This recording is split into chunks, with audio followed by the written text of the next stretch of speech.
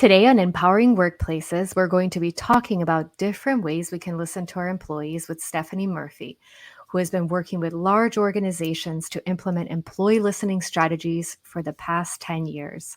I'd say this is one of the topics I'm most passionate about, and I'm sure you are too. So please make sure to join us and listen in.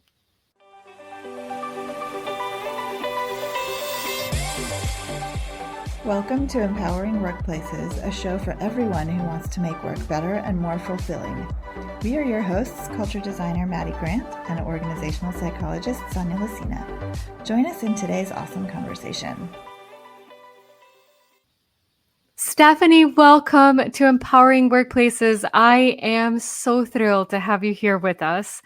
I have been a really, really big fan of your work for a number of years. And this year, when I finally met you in person and we shared a panel at Talreos in Chicago, I was just over the moon to hear you speak like right next to me and feel your passion for what you do.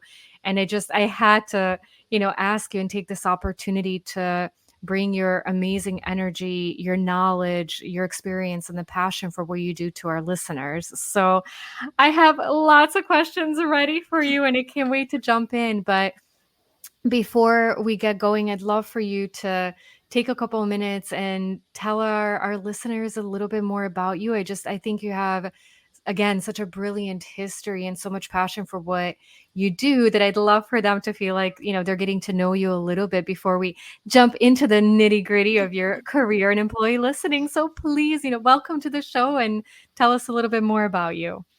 Thanks, Anya. Thanks so much for having me. It's been a pleasure getting to know you. I was thinking about it the other day. I was like, I've gotten to see you twice this year after being a fan for so long. And so it's so great to chat with you again. I'm really excited to just talk about listening. Like you mentioned, it's a passion. It's been a passion for such a long time. I started off my career kind of getting an internship with Dell Technologies, and my first project was analyzing the employee listening data and quickly realized I just love the ability to be able to amplify the voices of people in order to make the workplace better, and never wanted to leave the space. So it's been almost over 10 years now of working in this space. And now I help clients from small to large organizations to really do a good job of creating listening strategies that not just amplify the voices of their people, but identify people that might be not feeling heard and really amplifying those voices as well. So super excited to chat with you.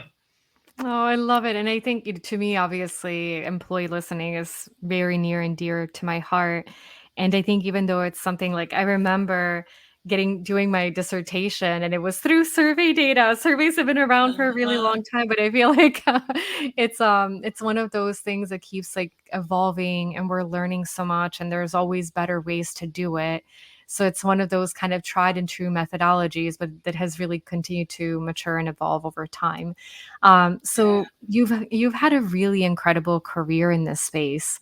What would be just a few of your highlights of some of the learnings maybe you've had over the past years? And I'm thinking, now we're going into the new year and a lot of our listeners are hopefully very excited about what's to come and, have some big dreams and big goals. And I know we're always in our community looking to learn from each other. So as far as your, favorite learnings and something you'd share, what would some of those be?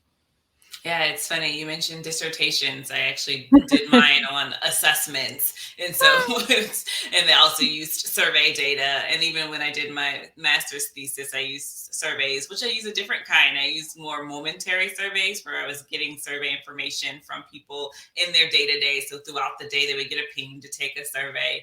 And so I think just like over time, just learning different ways to listen and where are the best places and when to listen to people. Mhm. I think back to a project I did with one client where, we looked at the different timings of when we asked surveys and found that in winter time, people were less happy and less engaged. And so, but in summertime, everyone was very excited and happy. Right. And so just thinking, even with seasons, there's differences in how people feel and their perceptions are colored by their day to day.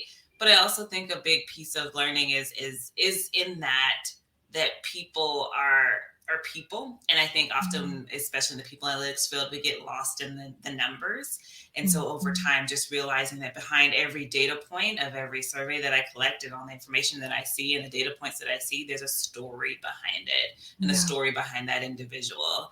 And so thinking of those numbers in terms of the stories, adding the qualitative data into storyboards you build with the data has been something that I've learned over time is crucial for people to start to see the human elements behind data and numbers.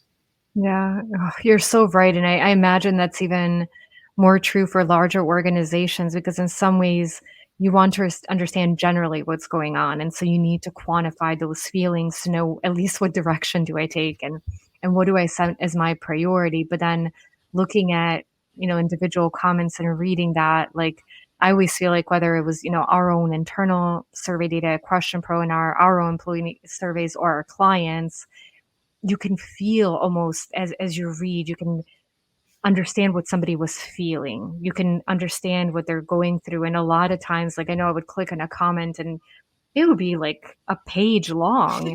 That's where you really want to go in because you think like, "Wow, if this individual really invested this time, they really want to be heard and they want to, tell that story." So I think you're totally right. And I want to highlight one thing that you said because I also like thought this was really relevant to a lot of organizations that are maybe more in the smaller or mid-size and still doing annual surveys. I know Mm, you tend to have a rhythm and you'd say, okay, we'll do our annual surveys. A lot of companies do them in Q1, right? You want to set the strategy for the year. Sometimes time gets away from you a little bit. Maybe data collection happens at a different time. So, to your point, understanding even that seasonality because work has one impact on us, but then we're not separated with it from the rest of our lives. And so, even something like mhm, climate and the amount of sunshine you're getting and that mhm. impact, I think is really important because I think organizations can do a lot. Change seasons, probably not. So you want to make sure you're removing those variables that you literally can't do anything about. Like there's a lot of organizations can do, but some things like we definitely just can't really control. And Right. so thinking about, even like your career highlights. So you go through and have different accomplishments, have different learnings. Is there anything when you think back outside of, even employee listening strategy in particular? Maybe I was reading a book recently and we actually had a guest from IBM, one of the sales executives, Shalmina Apji, and she talked about just her career and growth inside and how she navigated that. For you as somebody that's been in people analytics, it sounds a little bit more mature feel, but I would say, I don't know, like 10 years ago, it was just emerging. So Mhm. what would be some maybe like your career highlights, or if there was a particular project that you feel like really helped you grow in the area, whether it's as a professional or as a person? I don't know if there are any things that jump to mind that you would highlight. Yeah, for sure. Oh my gosh, there's so many. I feel like I'm always still in awe of like what I've accomplished in my career sometimes. Mhm. And I'm just like, oh my goodness. But I feel like there's a couple of projects that really meant a lot to me. And some of them are recent. I think a big one was inclusion. So after the murder of George Mm, Floyd, a lot of my work focused on how do we make sure that we're driving inclusive behaviors, but not just driving them, but we're holding people accountable for their teams, leaders in particular, that we're holding them accountable for fostering inclusive environments for all people. And I think it's so much of that ties to the ability to listen and be able to hear your team and create safe spaces where your team can share their perspectives and have a voice. And so there was a big project we did at Dell where we looked at what are the inclusive behaviors that we think are important, not just what people say externally, but what do our people say are important to them. And we were able mhm, to do research using listening, using external research, and bring it together to say here are 10 inclusive leadership behaviors. for our leaders. But then we took it a step further and we said, now we're going to measure it. And so then we took those behaviors and added questions to our employee engagement survey for all 12,000 leaders to get a report back that says, like, here's your score on inclusion. And then we added an accountability element where if you 60% or lower of your team said that you were not fostering an inclusive environment or that were unfavorable on that index, then you would get an optional kind of, okay, you can kind of, HR would reach out and optionally say, hey, if you need help with your action planning, we can help you. The next year, it was a little bit more of like, time on your calendar, you need help for action planning, let's figure it out together. The third year, there was disciplinary action. And so it was a way that we took, first listening to hear what is inclusion, second listening to hear how we just using that information to measure it, and then third, holding leaders accountable for their teams to feel that kind of behavior change from them. Was super proud of that project. Yeah, that is absolutely incredible, and for many reasons. And one is that I love how you drove change, because what I feel like is happening a lot in our field is not the lack of knowledge for what we need to do or what some of the best practices are, but actually prioritizing and doing it. And a lot of times it's like we talk about DEIB, we talk about well-being, we talk about all these different things, yet year in and year out, it slips for a lot of organizations as a priority. And I think like what you were saying, hey, we encourage you, we will support you, and then something bad will happen. Like if you don't, like, you have to get to the point because you want to give people all the options, and you almost want to see like how far do we need to go for you to realize that this is serious, for you to realize that this is not optional, this is not nice to do. We don't necessarily want to start like that, but if we have to get to that to really create change, we're willing to do that. So I love that, the 3-step example that you shared, because I do think that probably more organizations could follow that approach if they're really serious about change. That it's not something like, it would be great if we do this, but if we don't, it'll be okay. It's like it's like holding your job. For a lot of our KPIs, our leaders tell us what it is. And if we're consistently not hitting them, you're not going to be mediocre or poor in your job forever. And the organization's going to keep you. That just doesn't happen. So I think following the same process, it's not something foreign to people. Maybe in this context, it's not done as often.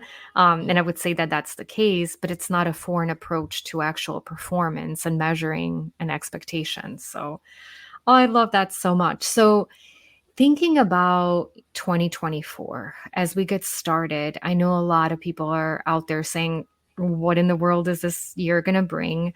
Some are nervous, some are skeptical.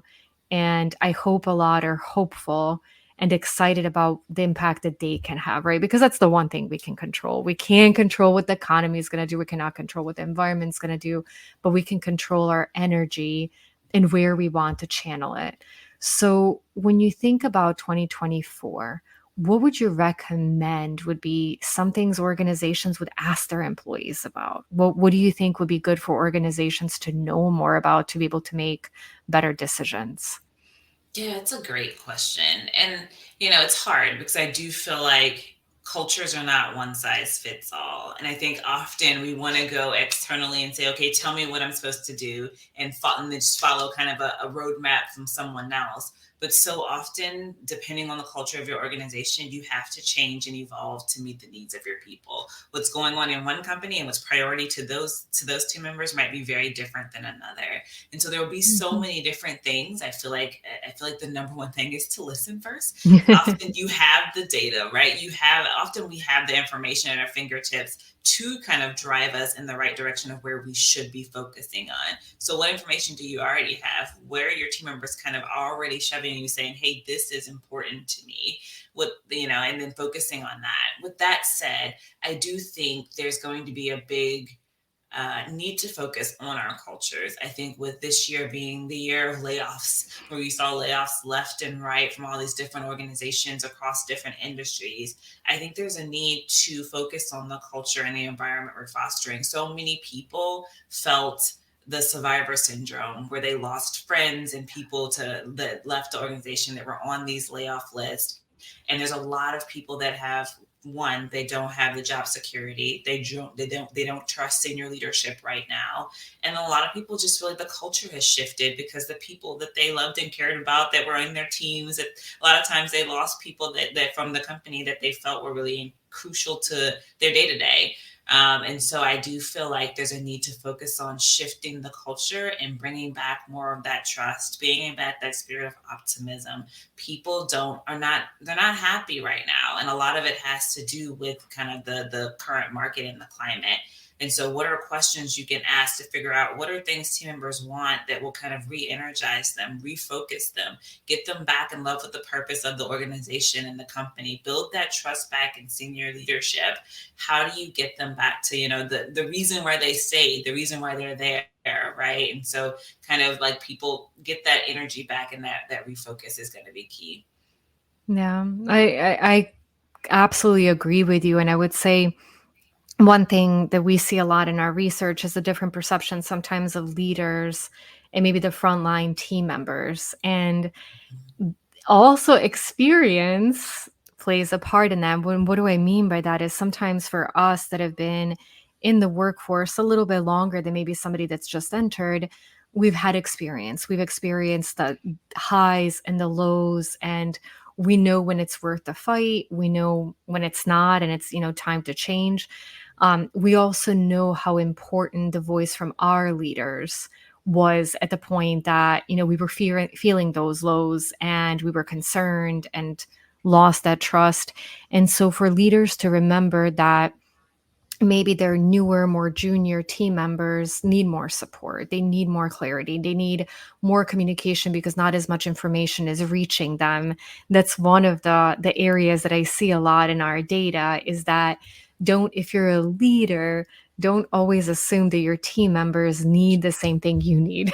Like, and to your point, ask them what it is. And a lot of that I do believe are organization-wide initiatives, but a lot also come down to the individual leader and how you treat your team, because that's why, like, when we look at, employee listening data, we do see those differences by departments, by teams. It's not always uniform across the organization. So I really agree with you. I do think it's been a challenging year, and a lot of people that I talk with, I'm like, what do you think about next year? Mostly people are saying, you know what? I have no clue. Like, I don't know. I don't know what to expect. Like, I can make some assumptions, but it's like one of those, like, I don't know, prepare for the worst and hope for the best kind of situation. And maybe for some organization that's it too. But how do you again like motivate your people and you're really good with them even in times of uncertainty? And how do you communicate that? Yeah, I think that's a really good point. And even if you think about the other breach of psychological contract has been the return to office, right? A lot of people took jobs thinking they'd be able to be remote, and then they realized, wait a minute, they just called everybody back into the office 3 days a week. Or people that have had remote jobs for many years all of a sudden have to go into an office, right? And so I think to your point, there are certain things that are out of a leader's control because they're organizational decisions that have been made, whether they're big layoffs or return to office. There needs to be a huge focus on what can a leader do and what support can we provide leaders to be able to create that positive environment, even when there's uncertainty and around them, there's distrust in senior leadership and they feel like things are changing. How do you create a sense of security? Yeah, absolutely. So that leads me to my next question. And so last time you and I connected, you told me about a really impactful project that you did with one of your clients recently. And it's interesting because you and I kind of laughed at this, that it's a traditional, but maybe a little bit of a unique approach these days. And so can you tell our listeners more about it? Like, what was the project? What prompted you to do it? And what were the outcomes? Why do you feel I think you took a chance on it? Maybe, to start, I think it was a calculated chance. And from what I understood, I think that actually the impact of it was maybe even larger than you expected. So please tell us about it. Yeah, for sure, for sure. I mean, I was so excited about this. It was my first project with this client, and it was interesting because I was pulled on to do some listening. And I think the original kind of idea everyone thinks of when you think of listening is like, okay, let me do a survey. And so that was my original thought was like, okay, I'm going to do a survey. And then I get there, and as I start talking to people, I start thinking, okay, there needs to be richer storytelling here. Like there's Mhm. the culture in this organization is one where they care about people and they want to hear the stories of people. And I don't always think the 1 to 5 Likert scale is going to get me that. Yes, Mhm. people might write comments, but sometimes they don't. And so Mhm. there's nothing richer than just having a conversation with people. And so we decided to, instead of doing a survey, to do listening sessions. And we Mhm. would host them. Executives would go across the globe and have these listening sessions and listen to many team members about a specific topic. And then we would kind of, from there, consolidate the results. And so I trained note takers and provided them a template to use in all the different sessions so that I could analyze the data better on the back end. I think that's the hard part with these kind of listening sessions and focus groups, is how do you analyze it, right? And so I think the note takers all went, and again, it was across the globe. Executives sat in these conversations, and note takers took notes, and then they sent me their templates afterwards.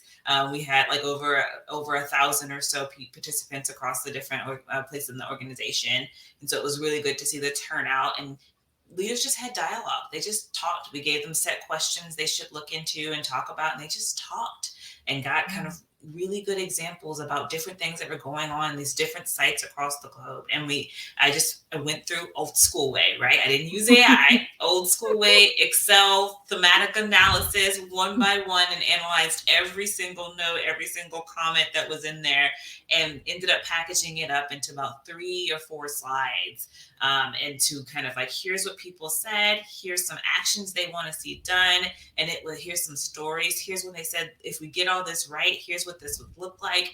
It was some of the richest data I have ever worked with in my listening career. And it was just a realization to me of the impact that we can have. And this went all the way to the CEO of the organization, the impact we can have by just having a dialogue sometimes. Yeah. And then there was also this element of realization of like, I put some of the comments into kind of our internal, the company's internal AI.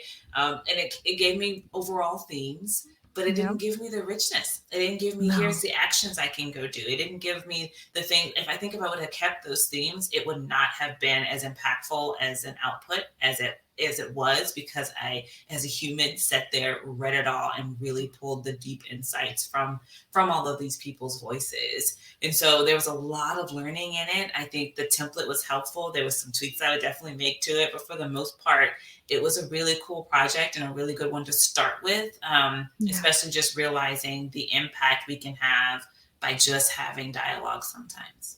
Yeah. I love that, and so I'll highlight a few things that just really stood out to me. There are quite a few. I'll try to stay concise, but I think, the first one is that I love that you set out to see, what do I want to learn and why do I want to learn it?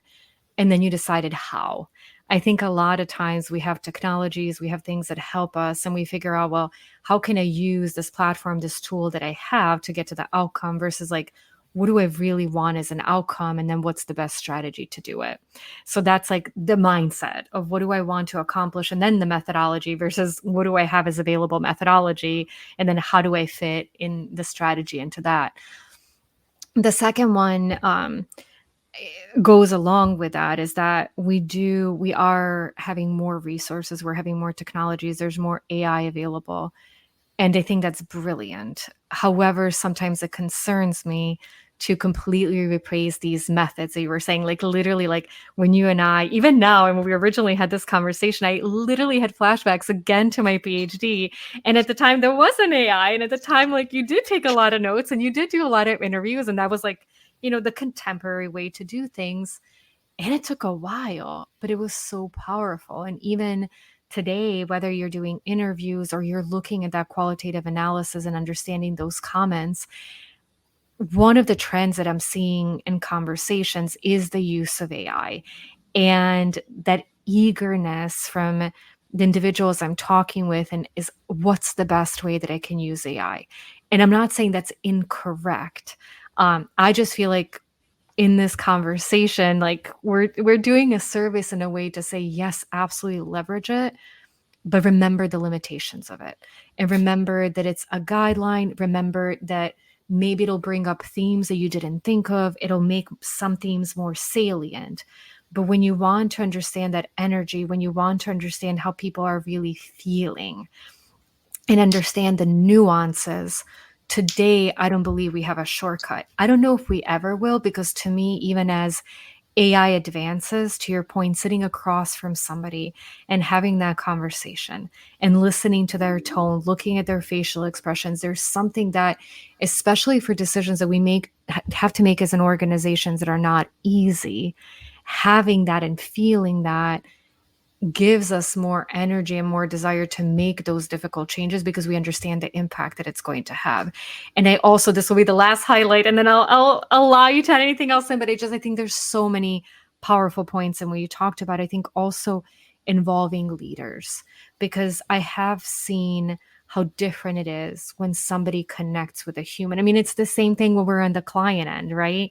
And a lot of Mhm. times, if we're on the client end and you raise through the organization, you have salespeople and you have customer success and you have these different individuals that tell you client stories. But it's totally different than when you get in front of somebody and you listen to them firsthand to understand how they feel. And so if we think of employees as our clients, if we're in performance management or culture or people team or HR or whatever, really understanding that firsthand for more individuals is really powerful. And I think it gives that different drive to want to make a difference than, to your point, if you're only looking at a 5 point Likert type scale.